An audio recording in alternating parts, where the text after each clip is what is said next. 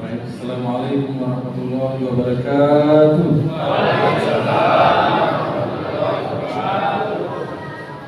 Innal hamdalillah nahmaduhu wa nasta'inuhu wa nastaghfiruh wa na'udzu billahi min shururi anfusina wa min sayyiati a'malina.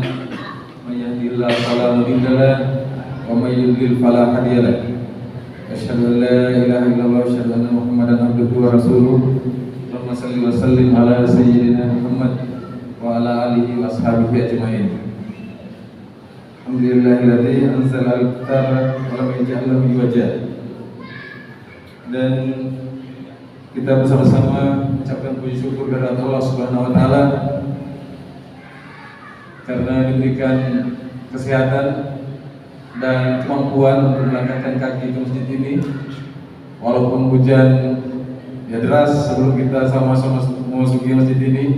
Tapi karena keimanan dan ketakwaan kita kepada Allah Subhanahu wa taala, kita kemudian menerobosnya dan lebih memilih untuk hadir di masjid ini dibandingkan tinggal di rumah dan takut basah. Dan juga salam dan salam kepada Nabiullah Muhammad sallallahu alaihi wasallam. Ya, sang pencerah, manusia terbaik yang menjadi role model, yang menjadi gold standar, yang menjadi panutan kita semua dalam bertingkah laku, dalam kehidupan kita sehari-hari, hingga insya Allah nanti mudah-mudahan kita sama-sama berkumpul dengan beliau di akhirat nanti insya Allah.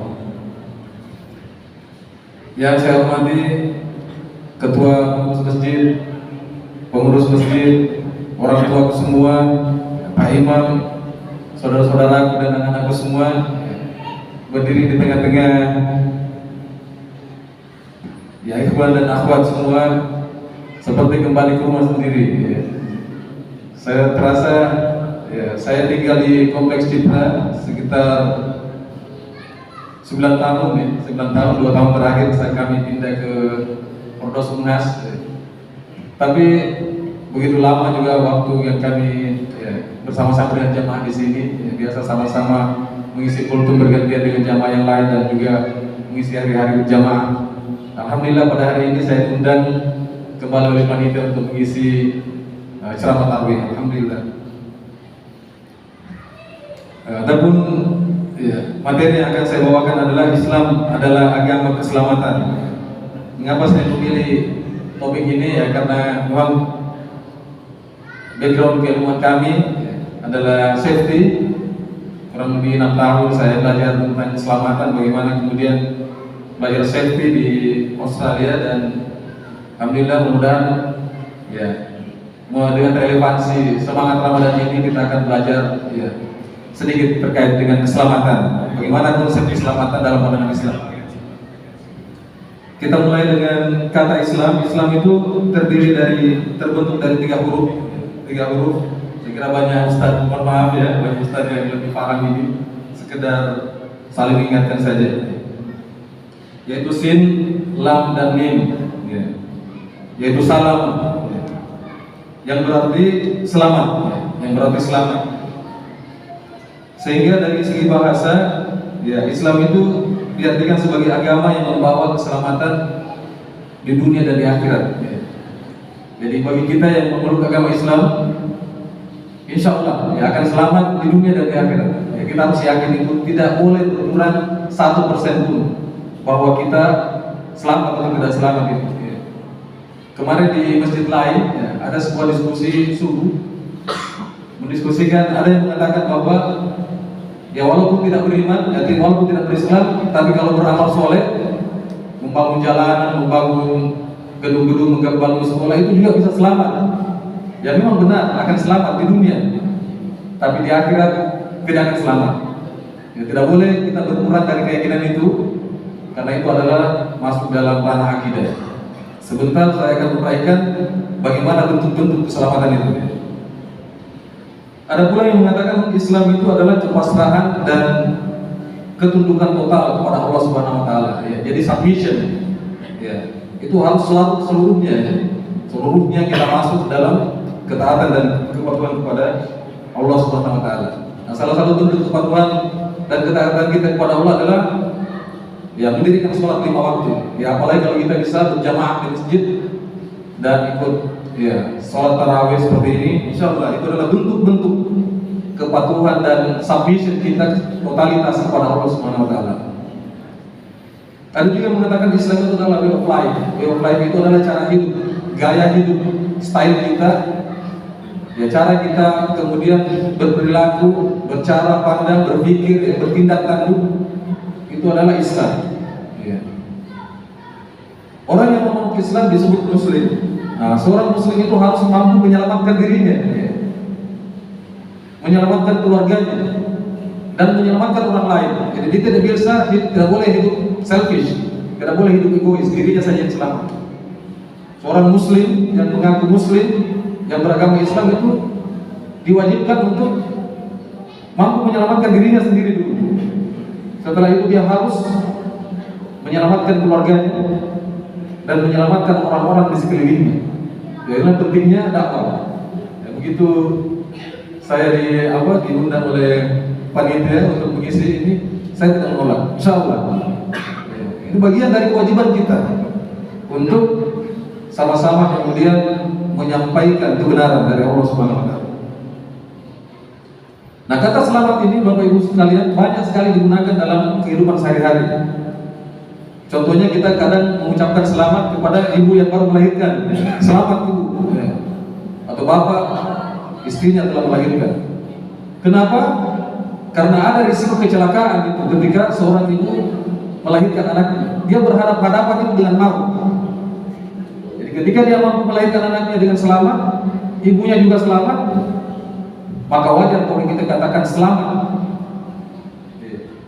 Selamat itu dasar dari kata dasar Islam tadi, itu salam.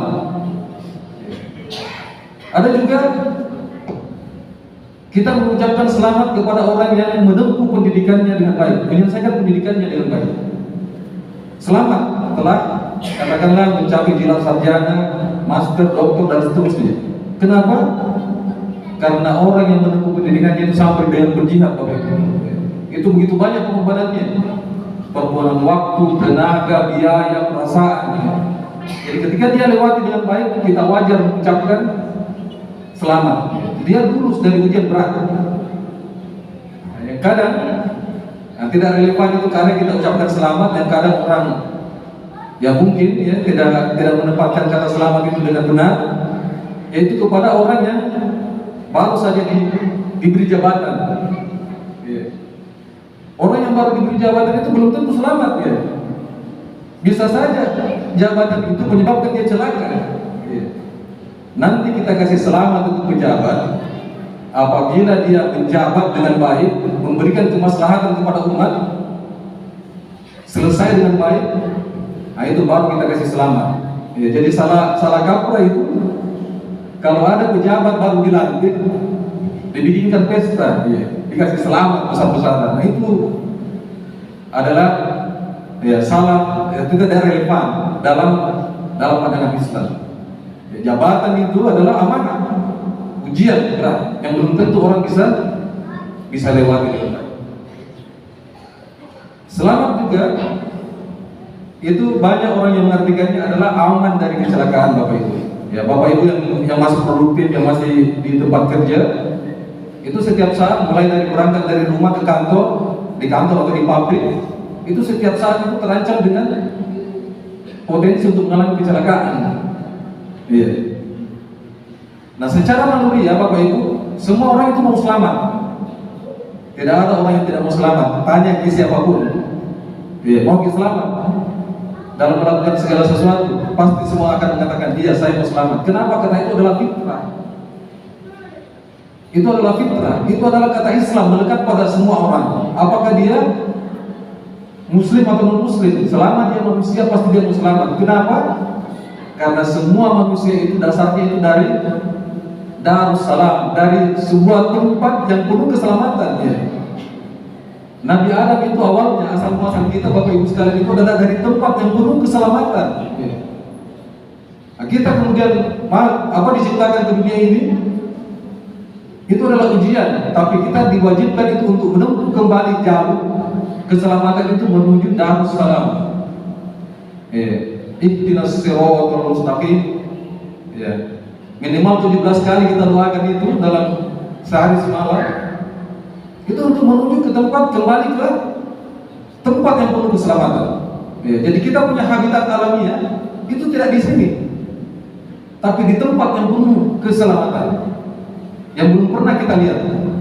Ya, tapi manusia pertama habitatnya itu di sana, habitat alamiahnya itu di Darussalam, di tempat yang penuh keselamatan. Oleh karena itu fitrah naluriah kita itu untuk mau semua selamat. Ya. Ada seorang pemikir saintis ya, ekonom ya, namanya Abraham Maslow. Tahun 1943 ya, teorinya sudah tua, namanya hierarchy of need, tingkat-tingkat kebutuhan. Itu 1943 dia bikin itu teori, masih relevan sampai sekarang Bapak Ibu. Masih banyak dipakai oleh ahli-ahli ekonomi dunia untuk melihat bagaimana kemudian tingkat-tingkat kebutuhan manusia terpenuhi. Tingkat pertama kebutuhan manusia itu adalah terpenuhinya sandang, pangan, papan. Kalau sudah terpenuhi itu sandang, pangan, papan, pakaian, makanan, perumahan, maka orang itu akan beranjak ke tingkat yang berikutnya, yaitu safety need, yaitu kebutuhan akan keselamatan. Menurut Abraham Maslow. Oleh karena itu wajar itu Bapak Ibu kalau misalnya kita lihat semakin sejahtera orang, semakin tinggi itu keinginannya untuk memenuhi safety need-nya atau aspek pemenuhan keselamatannya. Contohnya apa? Coba kita lihat orang-orang yang sudah ada uangnya, itu dia akan bangun pagar tinggi-tinggi itu rumahnya. Kenapa? Karena dia mau aman. Atau dia kemudian membeli mobil yang dulunya mungkin cuma 1 atau 2 airbag-nya, dia pasang airbag yang dia beli mobil yang lebih mahal supaya kalau terjadi benturan dia bisa selamat. Atau anak muda kalau beli motor dia lebih beli, kalau ada uangnya lebih dia beli yang ABS, yang sistem pengeremannya lebih baik. Kenapa? Karena dia sudah penuhi itu standar pangan papan. Karena ada uangnya lebih, maka dia akan penuhi safety need-nya. Nah, begitu juga di standar negara Bapak Ibu sekalian. Semakin maju sebuah negara, maka dia akan penuhi itu aspek-aspek kebutuhan safety-nya itu negara. Kalau misalnya Bapak Ibu ada yang pernah katakanlah keluar negeri, ke Singapura, ke Malaysia, atau mungkin ke Australia, atau mungkin ke Amerika, kita bisa lihat bagaimana mereka itu melindungi masyarakatnya itu dengan fasilitas yang jauh lebih aman dibandingkan negara-negara yang berkembang. Kenapa? Karena itu ada naluri manusia untuk selamat. Dia muslim atau tidak muslim, dia semuanya mau selamat. Tapi hanya cuma muslim itu yang mengerti hakikat keselamatan yang sebenarnya. Ya. Menurut ILO, International Labour Organization, ya ini adalah organisasi pekerja dunia. Itu Bapak Ibu kurang lebih setiap tahun itu lebih dari 2 juta orang itu mengalami kecelakaan di tempat kerja.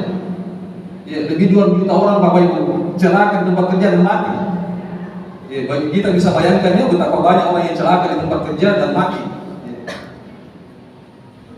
Nah, orang yang mati di tempat kerja itu secara fisik itu tidak selamat, tapi secara hakikat belum tentu tidak selamat. Apabila dia muslim, dia keluar dari rumahnya dengan niat mencari rezeki yang halal untuk menghidupi keluarganya, meninggal di tempat kerja karena kecelakaan, maka hakikatnya sebenarnya dia selamat.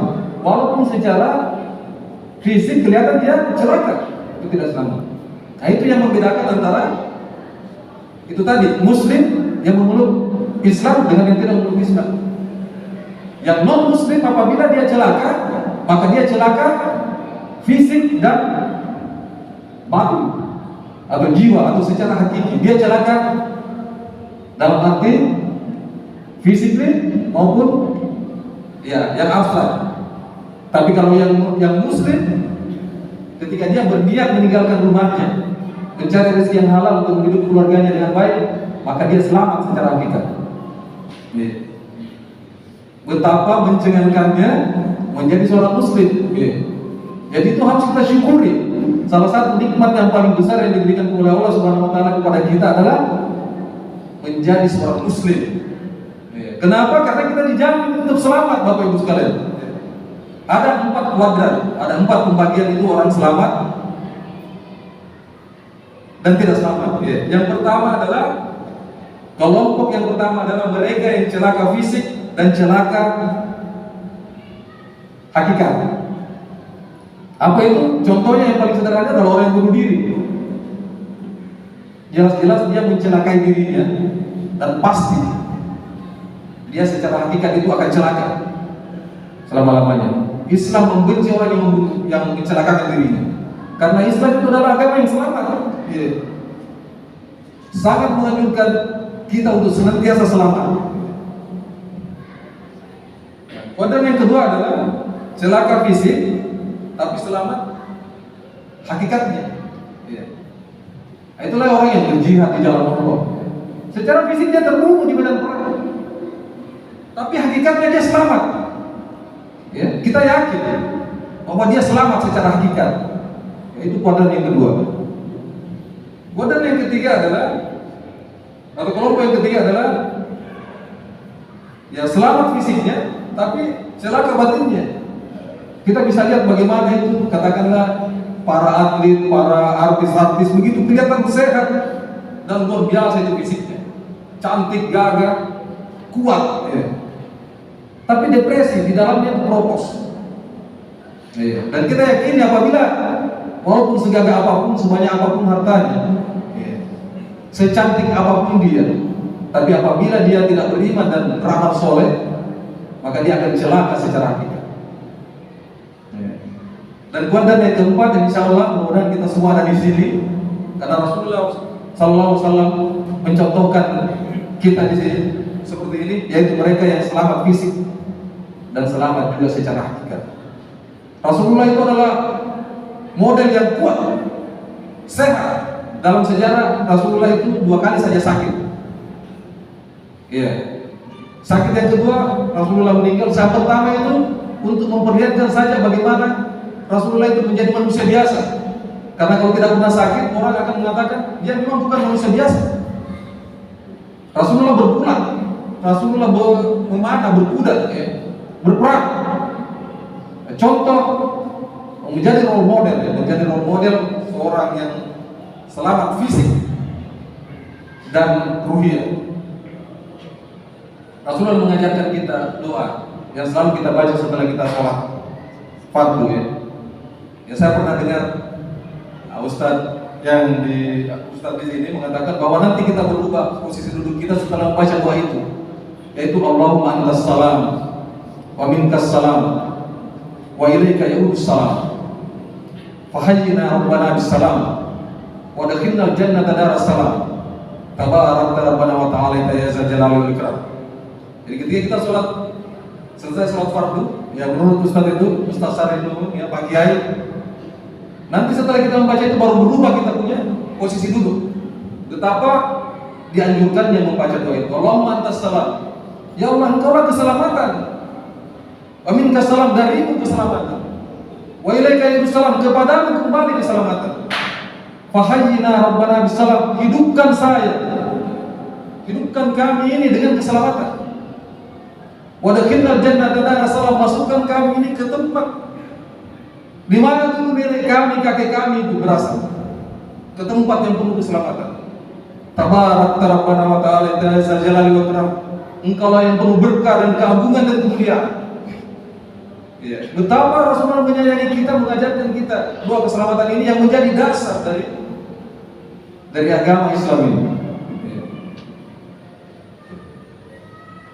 Dalam surat Al-Buruj, dalam surat Al-Buruj ayat 11 itu, innal ladzina amanu wa 'amilus sholihat lahum jannatun tajri min tahtihal anhar dzalikal fawzul kabir.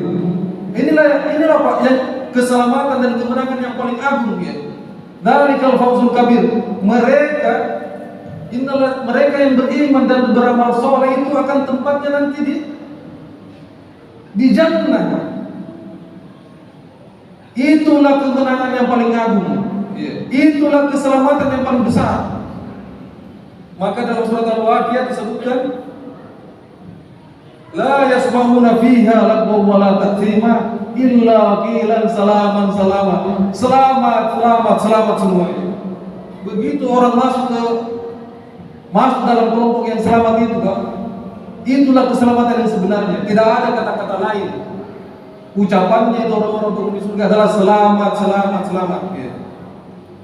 Karena betapa beratnya itu ujian untuk masuk, untuk sampai kembali ke tempat asal muasal kita, Bapak Ibu semua. Ya. Akan tetapi diingatkan dalam surat Al-An'am ayat 127, Allah berfirman, lahum darus salami 'inda rabbihim wa huwa waliyuhum bima kanu ya'malun. Allah mengingatkan bahwa bagi mereka disiapkan tempat yang selamat di sisi Allah. Akan tetapi dialah pelindung bagi mereka karena amal kebajikan yang mereka kerjakan. Jadi untuk masuk ke Darussalam itu, Pak, itu harus diusahakan, tidak gratis. Seperti ini yang kita lakukan, hujan lebat, kita tetap ke masjid. Kalau kita bandingkan umat orang Islam yang ada di Citra dan di Taman ini, Pak, saya pernah tinggal 9 tahun di sini. Ini tidak cukup kami, ini 1%. Bayangkan makin. Kenapa? Karena itu memang harus diusahakan. Iya. Itu harus diupayakan. Itu harus ada pengorbanan untuk sampai ke situ. Karena kita tidak bisa lihat sekarang. Hanya orang-orang yang diberikan itu hikmah, keimanan, dan insya Allah kita semua ini akan menjadi produk-produk Ramadan, yaitu takwa, yang akan melangkahkan kakinya ke masjid walaupun hujan sekalipun. Kalau kita bandingkan ini masjid, Pak, dengan mall, itu incomparable, tidak bisa dibandingkan, Pak. Terlalu sedikit di sini dibandingkan di pusat perbelanjaan saat ini. Mereka antri, Pak. Jalanan macet. Jalanan macet itu untuk itu tadi, selamat kelihatan fisiknya, tapi ruhnya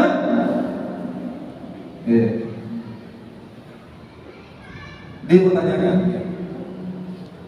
Bulan Ramadan, Bapak Ibu sekalian, bulan Ramadan adalah bulan Al-Quran yang menjadi petunjuk agar manusia bisa selamat. Dalam surat Al-Ma'idah ayat 16, Allah berfirman, yahdi bihillahu manittaba'a ridwanahu subulas salam.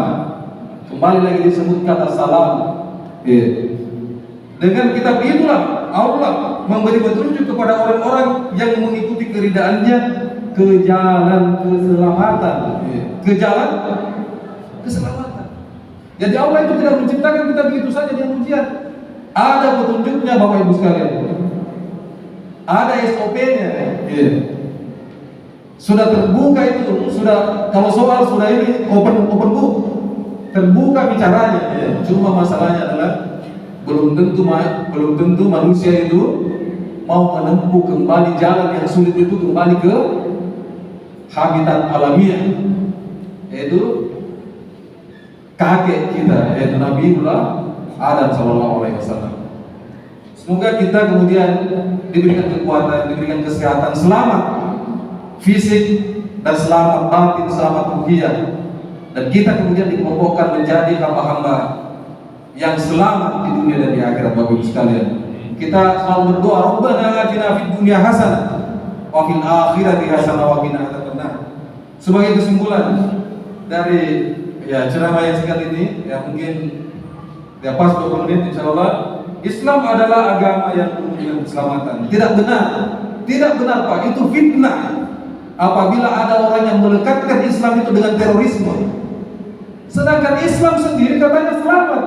Masa ada orang Islam mau mencelakai orang lain? Itu adalah fitnah besar. Dan itu secara global dipropagandakan kepada musuh-musuh Islam untuk menjauhkan manusia itu dari cahaya Allah. Yang kedua, Allah Subhanahu wa taala telah mendesain, telah menciptakan tempat yang penuh keselamatan bagi orang-orang yang beriman dan beramal soleh. Dan Ramadan adalah momentum buat kita untuk kembali mengkristalisasi, kembali merefresh, kembali kita segarkan kita punya keimanan dan bersemangat lagi untuk beramal soleh menuju tempat yang penuh keselamatan. Yang ketiga, keselamatan ada selah atau selamat, itu adalah naluriah, itu adalah fitrah dari setiap manusia yang menjadi kebutuhan manusia. Apakah dia muslim atau non muslim, selagi dia yang bernama manusia pasti semuanya mau selamat.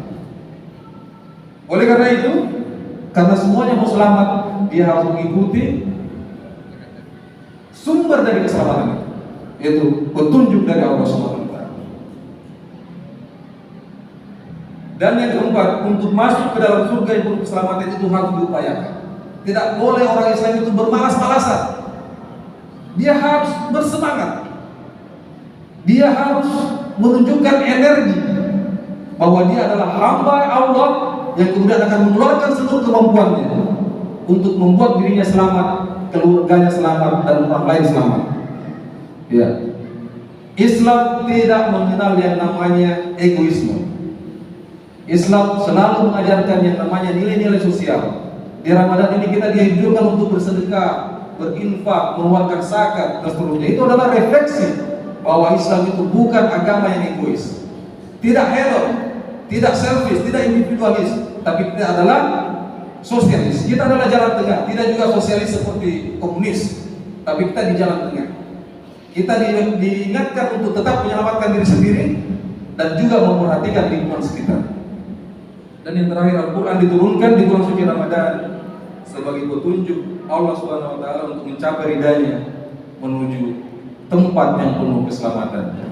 Demikian ceramah yang singkat ini. Mohon maaf apabila ada kekurangan, dan kami akhiri dengan doa kafaratul majelis. Subhanakallahumma bihamdika asyhadu an la ilaha illa anta astaghfiruka wa atubu ilaik. Assalamualaikum warahmatullahi wabarakatuh.